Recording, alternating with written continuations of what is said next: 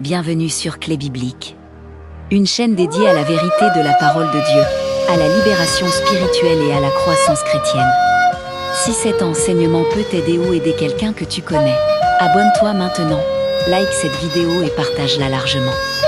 Afin que des âmes soient éclairées, relevées et restaurées par la vérité de l'Évangile. Entrons maintenant dans cet enseignement. Le chrétien est appelé à vivre dans la lumière. La Bible nous rappelle que nous avons été rachetés à grand prix et que notre corps est le temple du Saint-Esprit.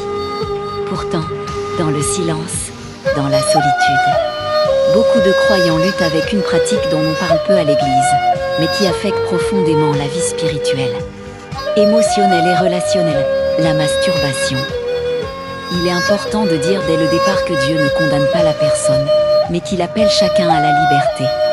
Jésus n'est pas venu pour écraser, mais pour sauver, restaurer et guérir. Cependant, la grâce ne nie pas la vérité, et la vérité ne nie pas la grâce. La masturbation, dans la vision chrétienne, n'est pas seulement un acte physique. Elle est très souvent liée à la convoitise, à l'imagination sexuelle désordonnée, à la solitude, à la frustration, à des blessures intérieures ou à des habitudes enracinées. Jésus dit dans l'Évangile que celui qui regarde une femme pour la convoiter a déjà commis l'adultère dans son cœur. Cela nous montre que le combat est d'abord intérieur, avant d'être corporel. Spirituellement, cette pratique affaiblit la relation avec Dieu, elle installe une forme de culpabilité persistante. Une difficulté à prier avec assurance, une perte de paix intérieure. Beaucoup de chrétiens disent aimer Dieu sincèrement, mais se sentent éloignés de lui après chaque chute. La prière devient lourde, la lecture de la Bible diminue, et peu à peu s'installe une vie spirituelle tiède. Sur le plan psychologique, la masturbation répétée crée une dépendance. Elle agit comme un refuge émotionnel temporaire face au stress, à l'ennui ou à l'anxiété. Mais ce soulagement n'est bref, suivi de honte, de frustration et parfois de dégoût de soi. Ce cycle enferme la personne dans une lutte silencieuse, souvent solitaire.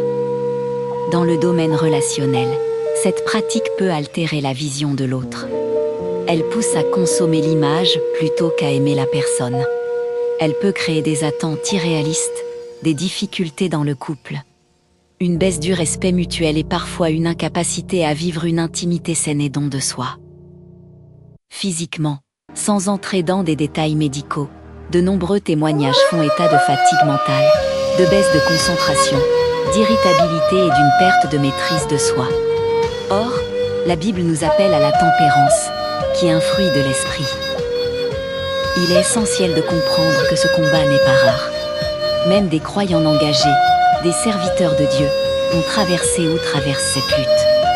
La différence ne se fait pas par la perfection, mais par la décision sincère de marcher vers la liberté. La première recommandation biblique pour en finir avec cette pratique est la lumière. Ce qui est caché gagne en force, mais ce qui est exposé à la lumière commence à perdre son pouvoir. Il est parfois nécessaire de parler à une personne de confiance, mature spirituellement, afin de ne plus lutter seul. La deuxième clé est la discipline spirituelle. Une vie de prière régulière, même simple, mais sincère. La méditation quotidienne de la parole de Dieu renouvelle l'intelligence et fortifie l'esprit contre les pensées impures. Le psaume 119 dit « Je serre ta parole dans mon cœur afin de ne pas pécher contre toi ». La troisième clé est la gestion des pensées. Le combat se gagne d'abord dans l'esprit. Refuser de nourrir l'imagination, éviter les contenus qui excitent la chair, choisir consciemment ce qui édifie. L'apôtre Paul nous exhorte à penser à ce qui est pur, juste et digne de louange. La quatrième clé est le jeûne. Selon les capacités de chacun, le jeûne affaiblit la chair et fortifie l'esprit. Il ne s'agit pas d'un exploit religieux, mais d'un moyen de recentrer le cœur sur Dieu et de reprendre l'autorité sur ses désirs. La cinquième clé est la patience et la persévérance. Sortir d'une habitude enracinée prend du temps. Les rechutes ne doivent pas conduire au découragement, mais à l'humilité. La Bible dit que le juste tombe 70 fois, mais il se relève. Il faut aussi comprendre que derrière cette pratique se cachent parfois des blessures profondes, rejet, Manque d'affection, traumatisme passé. Dieu ne se contente pas de couper un fruit mauvais, il veut guérir la racine. C'est pourquoi il est parfois nécessaire de demander une guérison intérieure profonde. Le chrétien est appelé à la sainteté, non par ses propres forces, mais par la puissance du Saint-Esprit. La victoire n'est pas dans la volonté seule, mais dans la dépendance quotidienne à Dieu, là où le péché abondait, la grâce a surabondé. Si tu luttes aujourd'hui, sache ceci: Dieu ne t'a pas abandonné. Il voit ton combat, il entend ton cri, et il désire ta liberté plus encore que toi-même.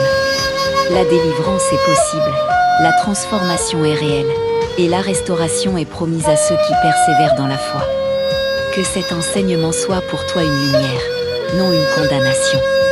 Une invitation à te lever, à marcher, et à croire que celui qui a commencé en toi cette œuvre bonne l'amènera à son accomplissement.